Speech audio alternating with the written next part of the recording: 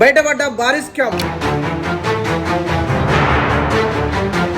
ఎల్ఐసిలోని పేదల డబ్బును అదాని అకౌంట్లోకి ట్రాన్స్ఫర్ చేసిన మోడీ ప్రభుత్వం.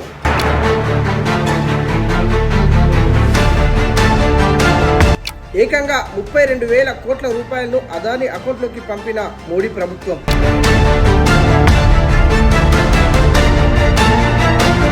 కొన్ని కోట్ల పేద మధ్యతరగతి కుటుంబాలు దాచుకున్నటువంటి సొమ్మును అదాని అకౌంట్లోకి మార్చిన మోడీ.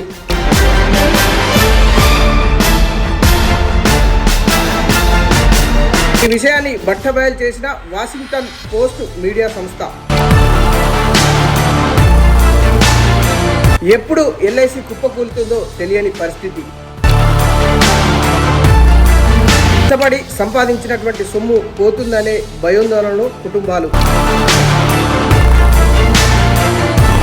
మా సొమ్మును అదానికి ఇవ్వడానికి నువ్వు ఎవరు అంటూ ప్రజల ఆగ్రహం. గుజరాతీలు అందరూ కలిసి దేశాన్ని దోచుకుంటున్నారని ఆవేదన వ్యక్తం చేసిన ప్రజా సంఘాల నేతలు.